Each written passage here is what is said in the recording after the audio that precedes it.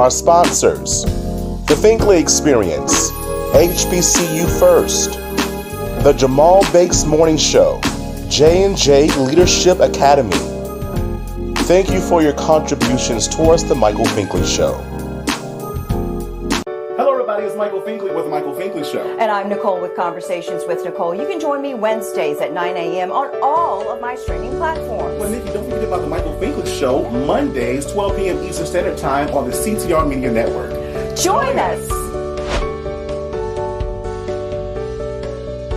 On the next Michael Finkley, Season 8 premiere, Season of Dreams. I'm super excited to have my first guest of the season, Miss Ursula Robinson of Tyler Perry's Divorced in the Black. She tells us how she got the role and what she's working on next. Hey fam, tune in Mondays Finkley.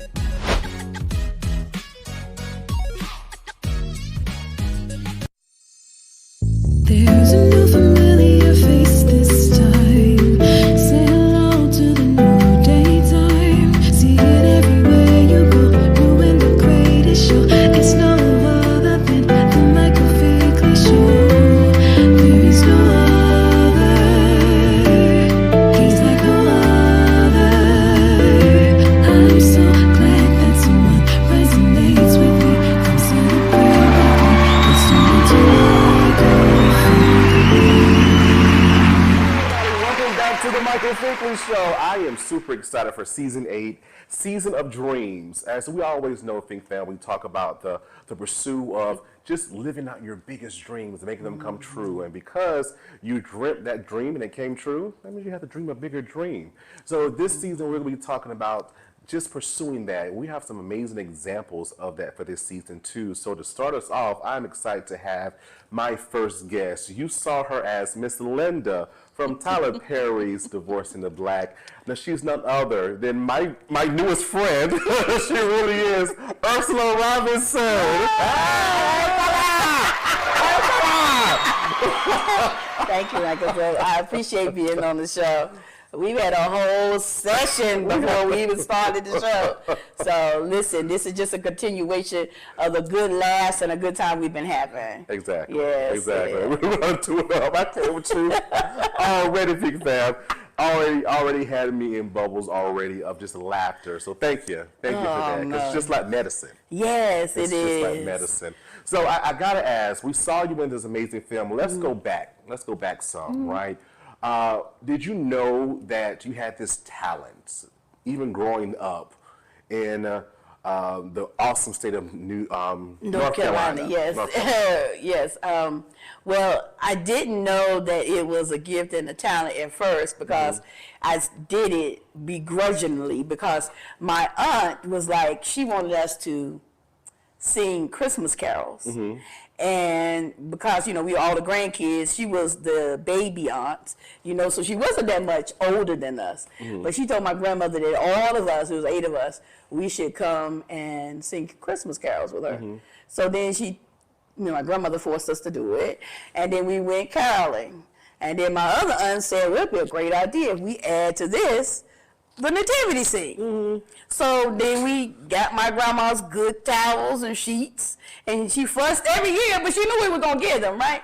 So we got all those, tied them around our heads, and we did the nativity scene. Whoever the new baby in the family was always the baby Jesus. And then my aunt said again, we need to add some talent to this. So every Christmas, we were doing this little show. And I enjoyed it. Everybody else stopped doing it, but me. Why? Because I had a great time. I loved it. Okay. I loved doing everything. I was writing poetry and I was doing little different things and stuff. So I loved it. I remember coming back freshman year and doing the Christmas play. Yeah, pretty much by myself. We were trying to make the younger grandchildren do it, but they felt like they shouldn't do it anymore since we stopped doing it. And then it was this whole little thing. And then sometimes we would have the grown-ups do the play. We just reading the Bible and acting out the nativity scene. My grandfather would make really bad jokes and everything. And my grandmother would get up and recite poetry she learned when she was in I think the first or second grade and everything. So it was really fun. But I found that I enjoyed it. I enjoyed performing. I didn't feel really nervous in front of people, because I guess of my family. But I enjoyed it. And that's what I decided to pursue. I started taking drama classes in school and became a part of the drama troupe at Grimsley Senior High School. Go Whirlies! Come on, Whirlies. I know what I'm saying. Yeah, we were a whirlwind. We weren't no animal. We were just a whirl of wind. And and that's just led me to kind of where I am today. So my loves have always been education and the arts. And so I've been teaching art. I teach African American inspired art. Teaching. I started this in Greensboro, North Carolina, working with the I think they call it the housing projects. There might be a better, more politically correct term, but I don't know it. But it was with the housing projects. And in the summertime, I would teach kids African American inspired art or things related to African American history. We were making quilts. We made rag dolls. Wow. We made like a little African hut out of, we made it out of bread and glue that we put together to make it as our clay for that and everything. So I love it. I love art. If I'm doing art or something creative, I'm alive. And then you make me sit down and count a bunch of women. If it's my money, I'll be excited. But if you make me sit down and count your money, I'm going to be bored, and some of your money might show up missing. But just to add some variety to the thing, yeah.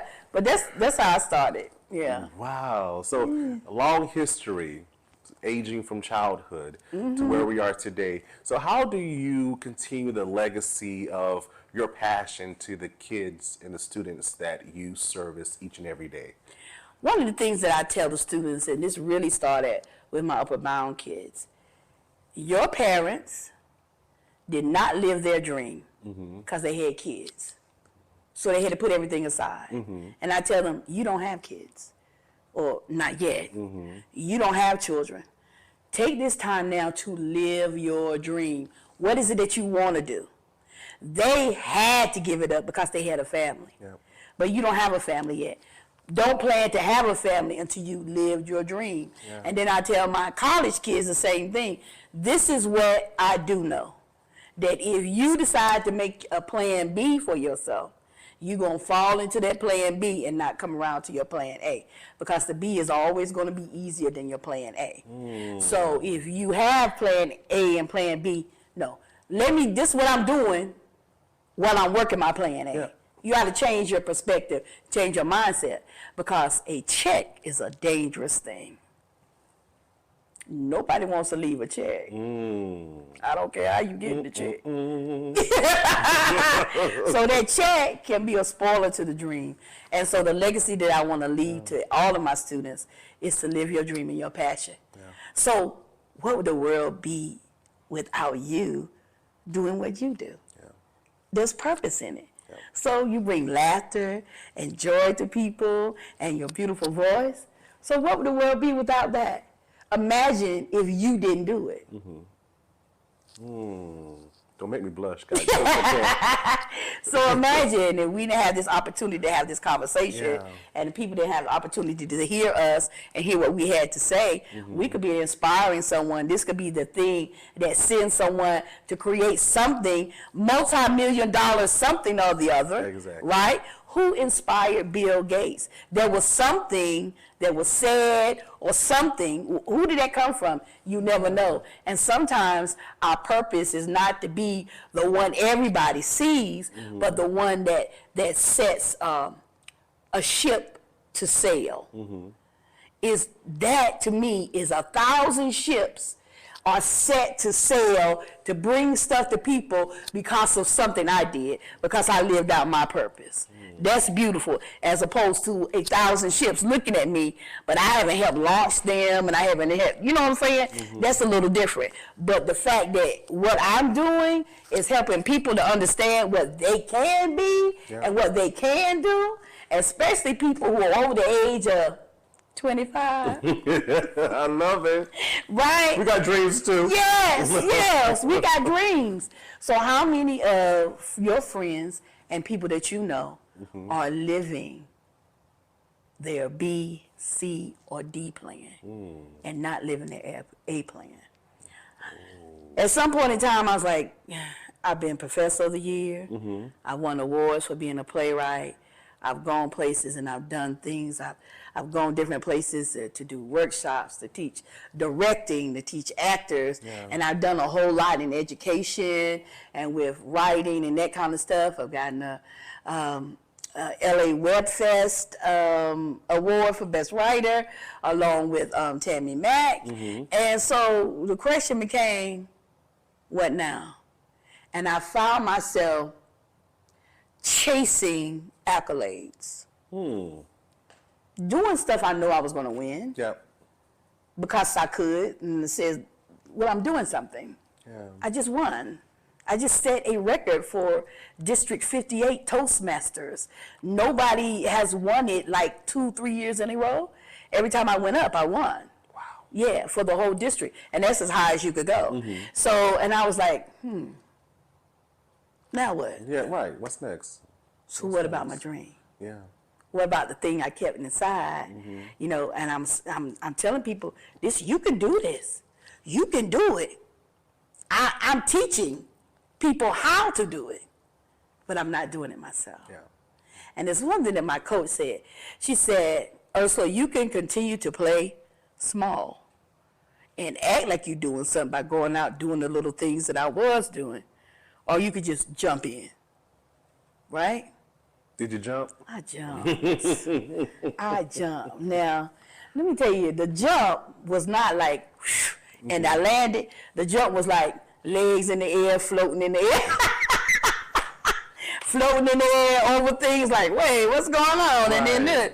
But it's when the pandemic came and we got locked down, that self-taping was for everyone, right? So self-taping right before the pandemic, it was this new thing. It had been maybe a couple of years or something, but really everybody started self-taping when the pandemic hit, right? That's all you could do. Right, that's Yeah. all you could do, because before they shut things down. And then when they shut things down, okay, no one was doing anything. But before that, we had the advent of the self-taping. And self-taping opened up the world. So now I didn't have to travel to Atlanta or LA. I could do it in the comfort of my home, self-taping, and it is an art.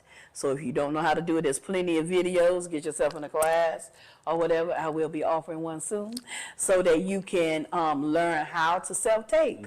Because you can be, this is what I tell people, I was living in a town that's 10 miles, no offense, Orangeburg, 10 miles long, and they found me. Wow. Or I put myself out there to be found, right? Exactly. So my message to everyone is, you can live your dream. It's not complicated. You don't have to relocate. You don't have to reinvent the wheel. The reason why you make excuses for not living your dream is because the truth is you're scared. That what if I've been dreaming all this time and it's not my dream? That's scary. You've been holding on to something for so long, and then you get up there, it's like, one of my dreams is to sing. And I remember somebody told me, oh, you got it, you can really sing. Honey, I went to karaoke, and I tried to do a Whitney Houston. Honey, let me tell you, I tried to out-Whitney Whitney. And when I sat down, my best friend at the time told me, well, I like, let's go. And then the DJ was like, well, that was a rendition of Whitney Houston's I Have Nothing by somebody who's obviously never heard the song. And oh man, you know, my feelings were hurt. My feelings were hurted, which means that it was already past tense. It was already hurt. The hurt was already there.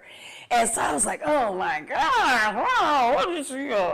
So, but we'll talk about that later. how I came back to the voice thing. So, if you have a dream and you never pursue it, then it eats away at you. You'll be an old person rocking in the chair. I could have been a contender. I could have been the one. Oh, you remember how Papa used to get out there and do that thing? And, oh, I used to do this. Yeah, but he never pursued it. Yeah. And it doesn't mean that everyone who has this big dream is going to accomplish that big dream or everything, but it doesn't mean they can't. Exactly. Right? Exactly. There's opportunity. There's opportunity. And think about what the pandemic did for so many people. It was bad. It was a lot of bad stuff that went on. But a lot of people changed the trajectory of their lives. Exactly. They changed. Look what teachers did. Yes. Yeah. We had to make a switcheroo. And it was okay with me. I like the online teaching. Yeah, I do. Yeah. Whoa. And that just goes to show to me that dreams still come true. Yes, they do. Dreams still come true because you are featured in one of the most amazing movies by Tyler Perry. And I must say, when I first heard about it and I was watching it and I looked, I'm like, who is this black lady talking about? Get these people out of these guys. Let's talk about Miss Linda. All right, let's talk about Miss Linda. Right? Tyler Perry's Divorced in the Black. Yes. Amazon, #1 on Amazon Plus. I'm just like, it's just breaking all type of records. Now, how did this come about? Because a lot of people are saying, have said or maybe speculate. It's like, oh my gosh, she knows him, or she called him, that kind of thing. How did that happen for you? I did an audition. These streets and talking like that. These internet streets. Oh, let me clear up any confusion. I did an audition, and they liked it, and they gave me the job. Period.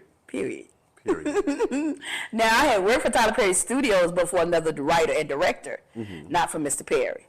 Right, so I was working with Mr. Swinton for a pilot, and so that should be coming out soon. It got a green light, so once it come out, then you can figure out the name of that one. And so, in the next time I auditioned, the same year, a couple of months later, and I got the role with Mr. Perry. Yes, so now I've auditioned for Mr. Perry before, and didn't get it. Yeah, but it was your season. It was my season. It was my time. This was for me. Yeah, this was for me. Yeah. I believe it was me. Yeah. So how did Linda come about? How did you prepare for this? Because again, I'm telling you, when I saw it, you scared me. You scared me. I was like, Lord, do I want to finish watching this movie? Because you had this like a good piece of writing. You had the attention of the audience in that first scene. Definitely. How did that come about? Come on, Ms. Well, Linda. let me tell you, okay. Oh, So please. if you touch it right, ooh, something might happen. And we all be viral. But Miss Linda came about, of course, when I got the script, I didn't have the opening scene. I just had the ending, right? And so what my audition was the ending. And the ending, my portrayal of Miss Linda was a little more rough. It was very rough. Because in fact, as I was taping it, I was stomping the floor for real, and my camera was shaking and everything. I had just went in, and I was like, oh yeah, that's good. Right? I was like, yeah. So I was like, good, that's good, right? And in fact, I believe so much in the audition that I had put together that I sent in 3 takes. And sometimes you send in ones and two. But I sent in 3, and I was like, that's really the death. People like, oh my God, 3 takes, but they were 3 different takes on the character, and I was like, but she could go this way, or she could go this way, she can go that way. Now I'm not suggesting you do 3 takes, but if you had something killer going on, then that's up to you. But I made a decision as an artist to send in those 3 takes, and it worked. The original audition required her to be toothless. So I blacked out my teeth and did the role and did it. And But they gave her teeth back and everything, and that's how she came about. But just in doing Linda, I just really just tapped into the anger that we all have about different great environment. And for me, you know, taking off my clothes, I was so embarrassed. I was like, you gonna take off the slip too? Yeah, oh no, honey. And when they fit me for the slip, I was like, ooh. Bring it up a little more, make these straps wider so you don't see my bra thing. And then I turned around and you saw my little bra. No, that wasn't my bra, that was my shirt on there, up under there. So I had a whole nother outfit up under the slip. Cause I was still fully clothed in a slip. Right, I was still fully clothed. I don't think I never told anybody that, because you know they open the seat, when you do that, my legs open and you can see the thing, and then people ask me about the, somebody said, did you have on Nikes? No, girl, I had on these too tight church shoes, and they were tight, so I kept my socks on, put my foot in there, and rolled the back of the shoe. And I thought that would just really bring it off, but I was supposed to take the socks off and put the tight shoes on. I forgot. And nobody reminded me, so we had to continue going. Well, you made it work, though. It worked. You made it work. And obviously it worked for what was going on. The costume designers are wonderful people, and they just did a wonderful job in doing what they did to create the role and put it together, you know, because they had to reconstruct the dress for me to pull it off and to do all the stuff like that. They were very accommodating and just wonderful. I love working with the people at Tyler Perry Studios. That's awesome. They're great folks. I'm telling you, there's some really great people there. Wow. Yeah. Just in you talking about it does take a lot, because again, we just see the final, but it takes a lot in between, beforehand, even after to get things done. Right. In that character that you played, what did you learn about yourself that you didn't already know? I'm going to tell you this. So, the first scene that I shot was a scene with Megan Good, right? Very first time seeing Mr. Perry, Richard Lawrence, Debbie Morgan, Megan Good, Joseph Lee Anderson. And I was like, and Mr. Perry, and all the other people. And I came out there and I was like, get it right, Ursula, get it right. Get it right, right? That's why you better get it right. That's what I was saying, yes. That's why you were there. Honey, let me tell you, the first take, one of the background people, I think she was a doctor, and she was at the counter and everything, and I did the take, and I was like, oh, you think this is over? You think this is over? And did the scene and stuff, and the lady talking about, girl, you did that, right? And then Mr. Perry said, oh, Miss Linda, that comes too easily to you. And I was like, Mr. Perry, you think I'm that way? Stop. I like, stop, me. So I guess what I learned is that Miss Linda lives inside of me. There's a piece of her inside of us all. It was already there, but I was trying to act like it wasn't. That was all. No. But you asked some friends about it, I was like, oh, honey, if you push the right buttons, everybody can go, you know? And I'll take you there. I am passionate, not violent. I'm passionate. And so what I learned is that I had this versatility in me for some of these things that I didn't necessarily. Well, no, let me take this back, Michael, because I already knew I had versatility. I already knew I had those things. But in the way in which I just jumped into the anger thing and the whatever and all that, and I was like, it was really cool to me. It was really cool to me that I could just get into it. I think maybe what I learned the most was that I love being on the set. Oh my gosh. I love creating. In that moment when you're there and everything is happening and you're this character and this I'm just telling you, and then to see it because see, when we're doing it, we don't have music, we don't have all the stuff. It's just us and maybe 20 people out there watching us and everything. So you're here creating this moment. You're creating an authentic moment in an artificial setting, right? That to me, it was life. I loved it. It was great. So what I learned really in this process is how much I like being on the set. Yeah. And then too, honey, they feed you good too. My God of Zion on today. I would just want the food. Yeah. You talking about my God of Zion, my God in Atlanta, honey. My God on Tyler Perry Way, honey. Yeah, so I mean the food was good, you get the order and everything. It's like everything's kind of planned for you, but then you get ready to bring all this stuff you have inside of you to life, and you have these interactions. I tell my students, and this is something that I know for myself, the stage is the safest place in the world. You can work out issues and things and stuff. You can be people that you may never be in your life, but you can play them on the stage, on television and film. Man, that's wonderful. That's like every kid's dream, you know, when you're playing dress up and all sorts of stuff like that. But you can be anybody and people are going to watch you and love it and stuff like that. That's every kid's dream. Am I right? It is. Yes. It is. To be validated for playing. Don't do it. You about to say something. Did I see it? No, I'm gonna hold it. You about to say it. You holding it? You holding it? You about to say it? I'm gonna hold it, Think Fam. I'm gonna hold it. I'm gonna hold it. Yep, I'm gonna hold it. I sure am. Yes, I sure am. He's gonna try to. I am. Because I have power. Yes, you do. Power, Think Fam. Yes. So you say you realize that, you know, you love this, right? You love being on the set. Yes. What can we see you in next?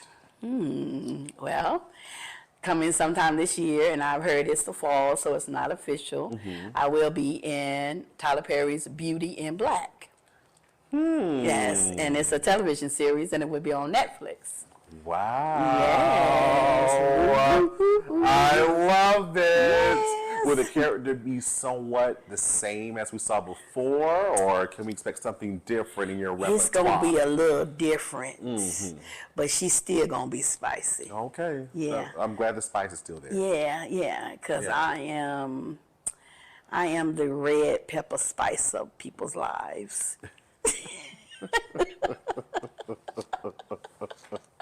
Please don't lose it. Yeah. Because we love it too much. Love it, honey. Let me tell you, the people, the fans, ladies and gentlemen, boys and girls, thank you. Y'all have given me so much love and support. Thank you. People come up to me, y'all come up to me, tell me how much you enjoyed it, and some of the people give me the best compliment in the world. I hated you. Like I was telling you, some lady told me at the restaurant before I came here, and she was like, "Ooh, you so much prettier in person. You were just so mean. Oh, I didn't like you." And when I was at the National Black Theater Festival, one of the elderly ladies who found out who I was, she was like, "Oh, you that lady, Miss Luna?" And every time she saw me, she said, "Ah." I was like, "Oh my God, did I inspire this?" Yeah, yes, you And did. she told me, "Ooh, Yes, you did. but I love you." Look at that. Both sides of a ham sandwich, honey. One side grilled and the other side raw. Oh my gosh. Yeah. Do you think you changed? I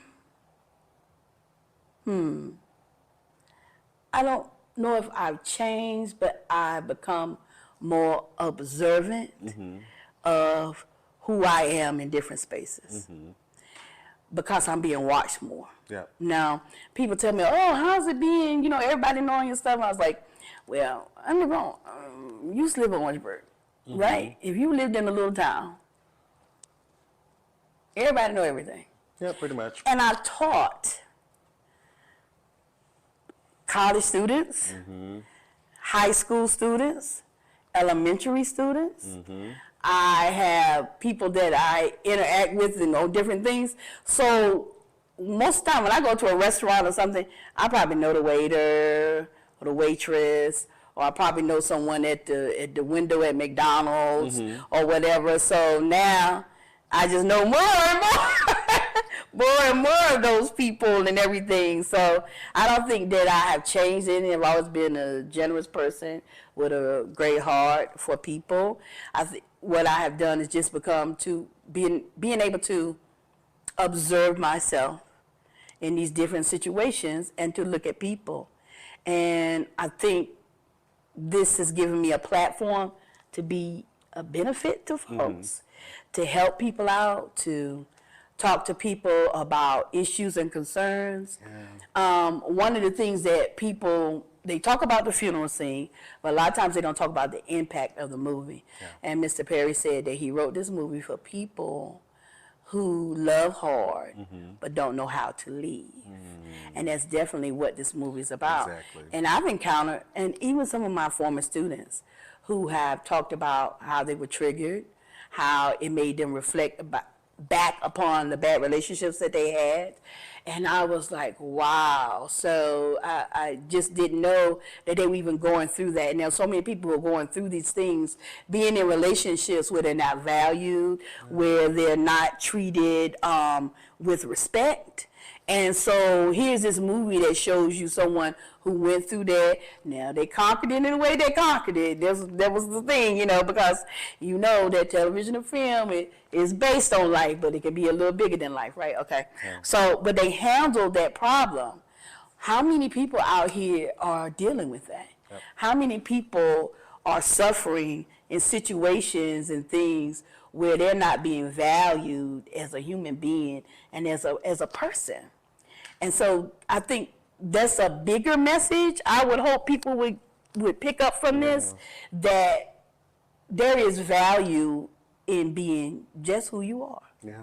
And you got to make choices that are going to value you. And sometimes that may look strange to other people, but sometimes valuing yourself means you don't deal with certain folks. That means you walk away. Means you are not in these particular environments and things. And when I go places, people just want to meet you, and just like, you know, because, you know, you the star. I don't really consider myself to be a star. I'm just a person who has a gift, and I share it with the world. And so, and they just want to do that. And I'm like, I'm great, I understand it, because I am a fangirl too, right? So I be fangirling people. And so, like, I'm just getting back to fangirl that I had given to people. Like, I'll be on set and stuff and try not to fangirl people, because I'm like, yeah, like, right, okay. Yeah, like I did some work on Come Sunday, which is a story about Carlton Pearson. And so he came to set. And I was so, I mean, because I grew up with his music, and everybody know, you just holding on. So you know I could not resist. I was fangirl. Oh, yeah. I was fangirl. I couldn't even put the pictures up. He let me take pictures with him and stuff. And we were just talking, just having really good conversation and everything. He was just such a nice person, such a nice man. And may he rest in peace. But, yeah, so I've been fangirling. So now I understand fangirl. I understand if someone just want to meet somebody, because, you know, you can watch something and it can make you see yourself differently. I don't know if you remember that movie, The Last Holiday. Right. So I watched it. I got released from the hospital because I had blood clots in my lungs. And it took them a long time to figure out what was wrong with me, right? The day I got released from the hospital, I went to go see The Last Holiday with Queen Latifah. And you remember, she thought she was dying, and then she had this whole new life. Yeah, she had a whole list of things. Like, fulfill this. Yes, fulfill the thing. And so after I left the hospital, after I had been through all that, whatever, honey, I went to the store and bought me a butterfly ring. And my family took me to go see The Last Holiday, and we went to see that, and it was like, it changed me. And like, if I had seen at that time, if I had seen Queen Latifah within a week or 2 weeks after I had seen that movie, she would have got full fangirl, right? Because I was so immersed in the story because of my experiences. And that's the way people are even about this movie, because it touches them in some kind of way, because they have encountered someone like that, or they have felt that way. So when they see me, it's a reflection of what was awakened in them by the movie. Wow. Yeah. That's amazing. Oh, wow. The relatability of it all. I love that. Yes. I love that. But don't go anywhere. Okay. All right, because up next, Think Fam, we're going to have some fun with Ursula, and we're going to talk about this newest segment. She's going to participate in our newest segment called Questions That Need Answers. Don't go away. Back in a moment.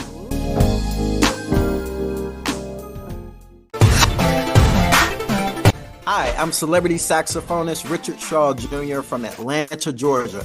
Make sure you stay tuned for more with the Michael Finkley Show. It is absolutely phenomenal.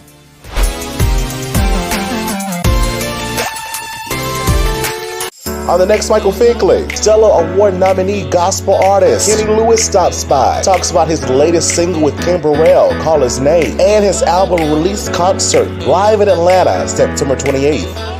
Monday's Finkley. HBCU First. HBCU First Incorporated is a 501c3 nonprofit organization. HBCU First is a student-led community advancing the well-being and economic participation of America's Black youth. As the leading HBCU internship and mentoring academy, we empower elite students from 70-plus historically Black colleges and universities with in-demand college-to-career skills. For more information, visit their website, www.hbcufirst.com. Hey Think Fam, join us Wednesdays for Wednesday Wishes, your inspirational moment, available on all social media platforms.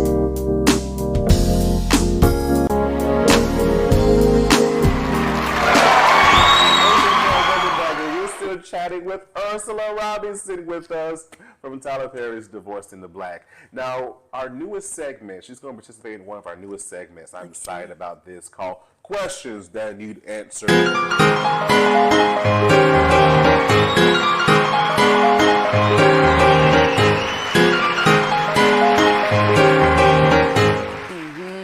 Yes. So I'm going to just wrap it off 10 questions. We're out 10 questions, and I just want you to answer the first thing that comes to your mind when you hear it. Okay? And the audience gets to know a little bit more about you. And also, you can learn more about yourself. Honey, I already know enough about me that this might be dangerous. But I'm ready. All right. Okay, question one. Streaming or going to the theater? Going to the theater and then go stream it. Why? Because see, the theater is the live actor-audience connection. And it brings something to the experience that you can't get from film and television. Come on, man, I just taught this in class the other day. Come on, yes, right? So it's the live actor-audience connection that keeps theater alive. Okay. And so you go there and it's a different experience. Then I would go stream it so I can relive the experience I had with the live version. Gotcha. You get what I'm saying? So that makes sense. Yes. Because when you go back and stream it, you might have missed something. Yes. The interaction about right, the interaction, the laughter, the people, and you may go and make a different revelation about something. Right, yes, I like that. yes. Okay, that's deep thought. That's deep thought. Right. Okay. Question number 2, R&B or gospel? Both. And I'm going to tell you why. You need both. You need something to boogie down to. Oh. And then you need something to what? To pray to. Right. Sometimes you need a boost of energy and life and da-da-da. And sometimes you need God to show up. And so there could be a fast song, a slow song, or all that. But if you can put it all together and do like Lionel Richie did, Jesus is love. Yeah, he put it all together. He put it all together. You know what I mean? You can put it all together. But I would never choose one or the other because I think both of them are valuable. Yes. Good point. Thanksgiving or Christmas? I'm going to say Christmas because I like Christmas gifts. Oh. And I like Christmas, period. The decorations, the fun, going to see people and doing stuff, red velvet cake, opening gifts, the birth of Christ. How could you, come on, Christmas. Christmas. Yes. because people have the Christmas spirit. People who don't even believe in God have a Christmas spirit. And people have a tendency to be nicer to each other and those kind of things. But then, you know, it's always some other stuff going on too. People have a tendency to rob people more and all that kind of stuff. Yeah. But now, for all the good parts, I say Christmas. And it's my mother's favorite holiday too. I love it. I love it. All right. Divorcing the Black or Diary of a Mad Black Woman? Oh my gosh. You know, some people have said that moment when, what's that moment they said they compared it to when she took Charles and put Charles into the thing. And they were talking about that moment, that moment of the thing. I don't know, that was a really hard choice. And I was saying, oh man, I'm gonna say, I know all the words to die, True fan over here, Mr. Perry. Right, I know the thing. He hit you? Right. What I love is that with Mr. Perry's movies and stuff, we always gonna live with these things, or even some of the other movies like The Color Purple. Yeah. And we always live with these lines. Exactly. So could you imagine that 10 years from now, people will look at that meme from Divorcing the Black? Exactly. Yeah. And that to me You're was part of the like, culture now. right. I was like, wow, man, look at God. Right. Won't he do it? Only he can do it. Come on. Listen, question 5. Paris or Africa?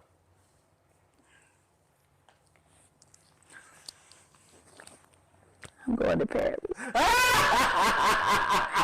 Don't you feel shame about that? I'm going to tell you why I'm going to Paris. Because I've always wanted to go to Paris. Me too. Yes. Wow. Paris is for lovers. Yeah. Paris is just fashion and food and fun. Yeah. And Africa to me was a great place to go.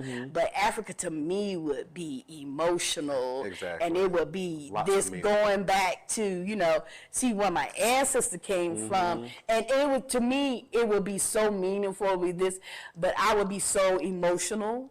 And all this other stuff that I might not have the fun I would have in Paris. Because in Paris, honey, I ain't worried about no ancestral line, honey. In Paris, I'm out there, honey. On the Champs-Élysées. Champs-Élysées. The Champs-Élysées. The Champs-Élysées. Right. And I was like, no, oui, tout. 2%. I can't with you. 6.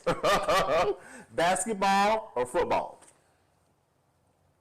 I played both. Oh, okay. Yeah, you- Wait, huh? Yeah, I played football. Really? I played street football. Wow. I actually was a tomboy. I know it's hard to believe, but I was a tomboy.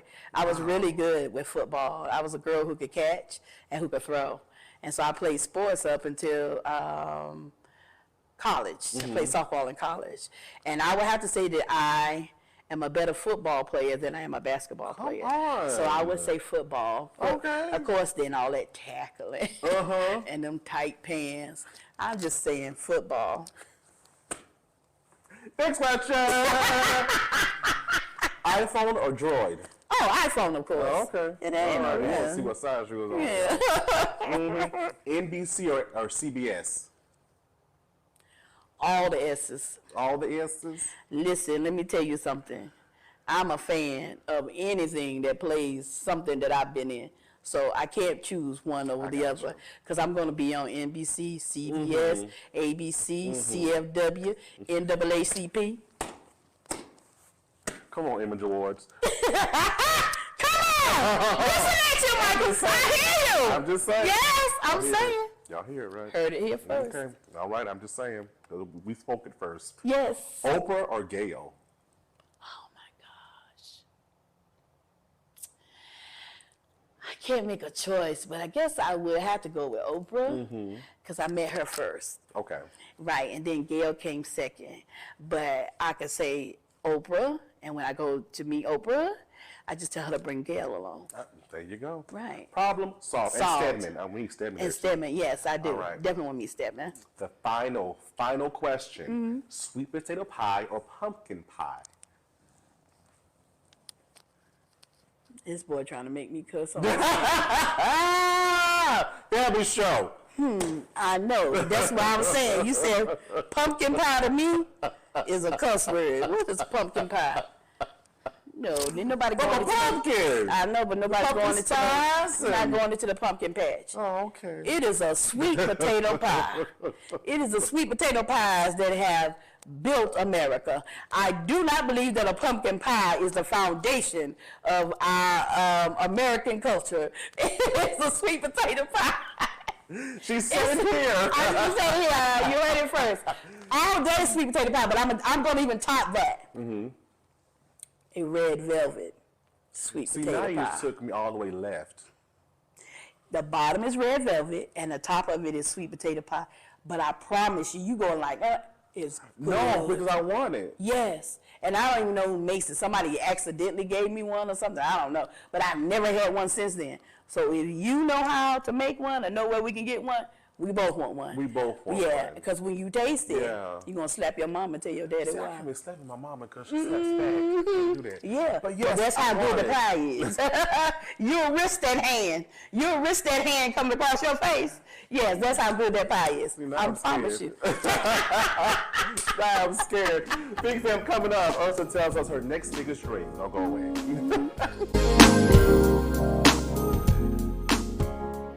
Don't give up, just Yo, what's up, everybody? This is your boy Kenny Lewis of Kenny Lewis and One Voice, and you're watching my boy Michael Finkley on the Michael Finkley Show.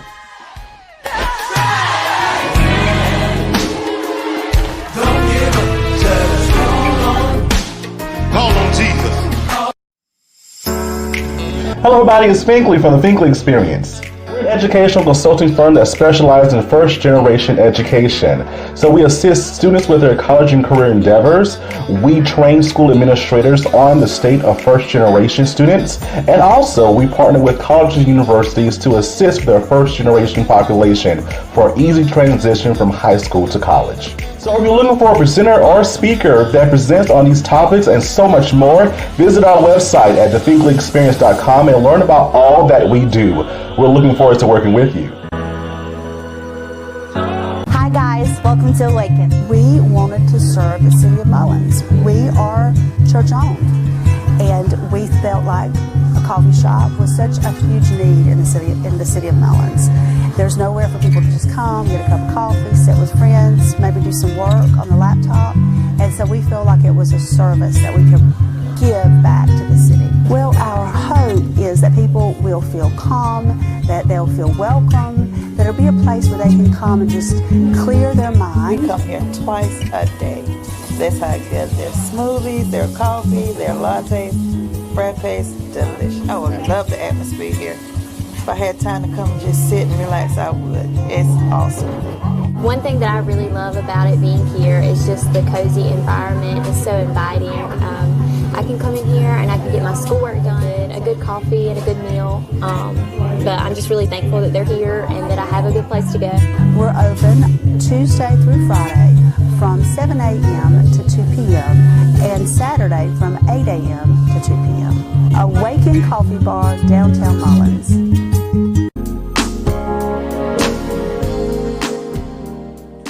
So I have to ask, what is your next biggest dream? Okay, my next biggest dream is I just started singing lessons so that I can sing. So by the end of the semester, I hope to be able to have 3 songs down to present to the world. I am back to producing, so you'll be seeing some of my plays. And we're kind of going, I'm taking them different places, but you're going to see some of my works out there on the streets, as the people say. So look out for Ursula Robinson Productions. We'll be bringing you quality theater, and you get the chance to experience to see me live on the stage, honey. I'm hot on the stage, honey. And you thought you like Miss Linda? Oh, I kills it on the stage. I ate it, as the children say. You know, past tense, because it's already done. It's already done. I ate it. But that's my dream. But I've always wanted to sing. My mother's a classically trained singer. My family is come from a family of singers. My grandfather was a pastor, so you know everybody had to be the choir, right? So all of my aunts and uncles were the choir, and my mother and my uncle are choir directors, and they were ministers of music, and so everybody could sing. So even when we were having our Christmas programs, we had songs, we were singing, everybody was singing together. My mom or my uncle would play the piano and stuff like that. And so I want to tap into that generational gift, and I want to sing. Mama, I want to. But Oh, okay. I'm not finished with my lesson. You won't catch me like that. You won't catch me because I know you can sing, Michael. And I know singers, when singers hit people, and I'm like, oh, you want to sing? And they hear you and you go, and they go. You will not have me singing in front of you, so you can be like, honey, stop them lessons. Oh, Ursula. Oh, Ursula. You know I'm true. Oh, people my with word. good voices, they be judgmental to us karaoke singers. Because it's a joyful noise in his ears. So, Yes! you know, That's it. Not about as long yours. as he's pleased. Listen. Yes. As long as he's pleased. Yes. Forget me.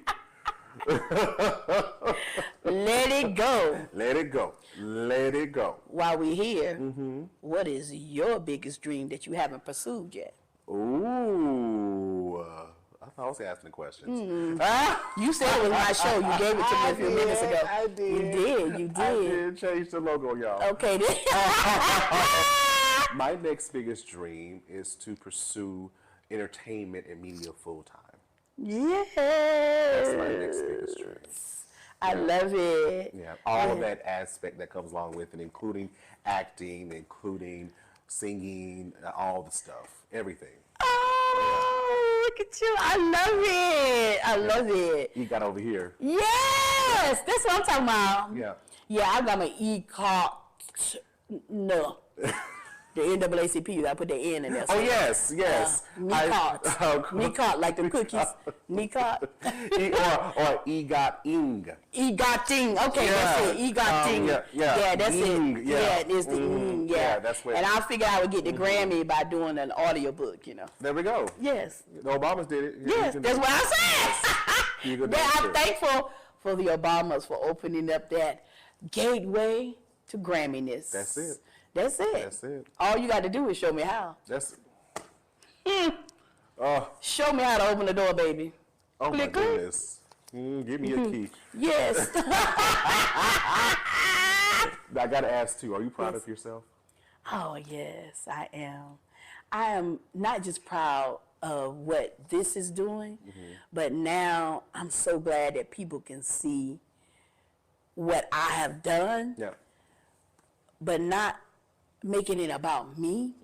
But when you see me, maybe you'll see the people around you differently.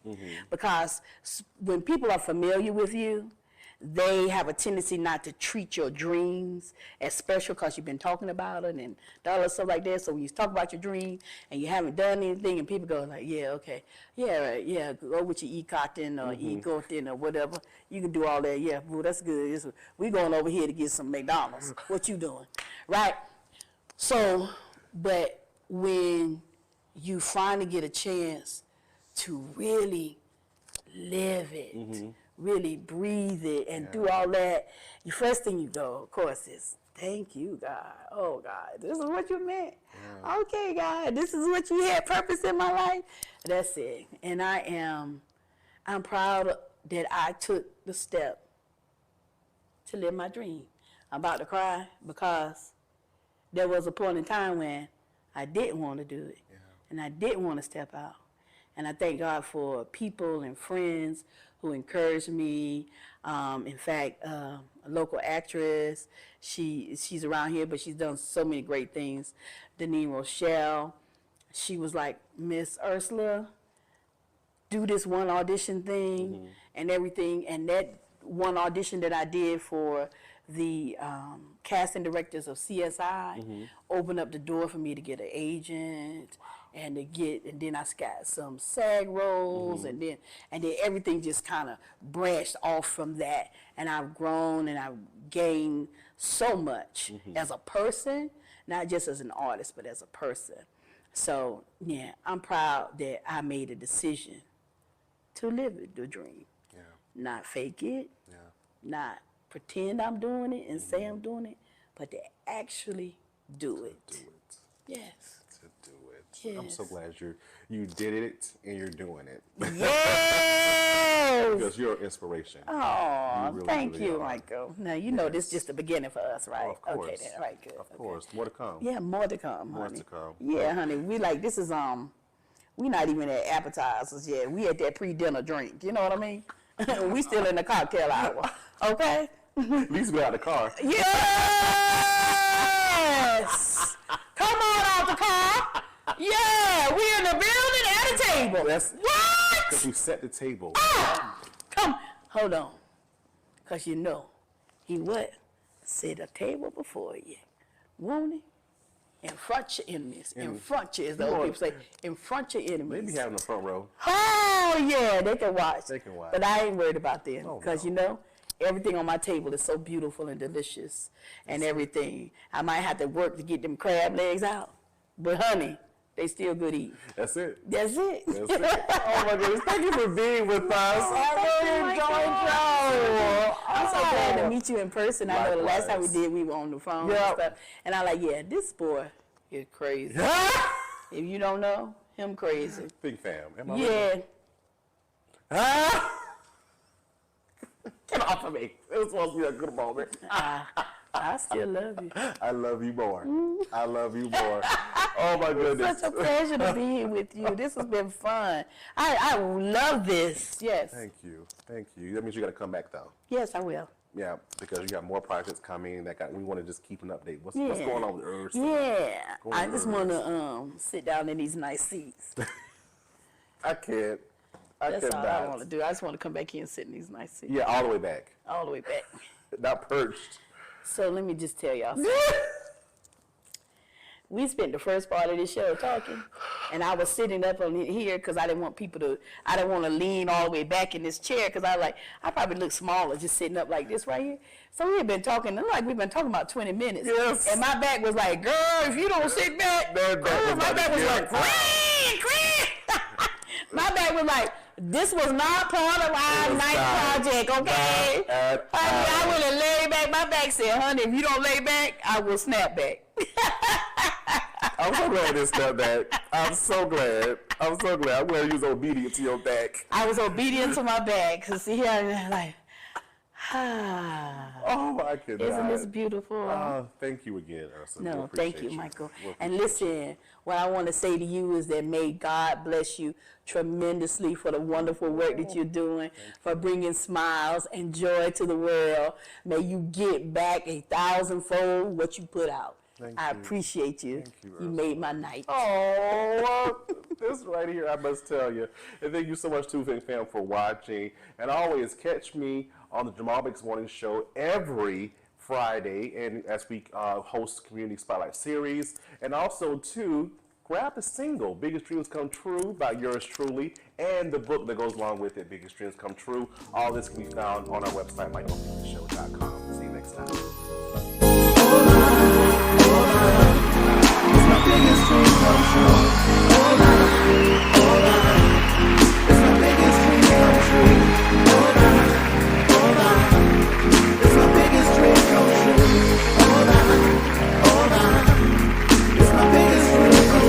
Dreaming every day and night as life passes by. Reaching for the stars that sit on high. On every mountain peak I see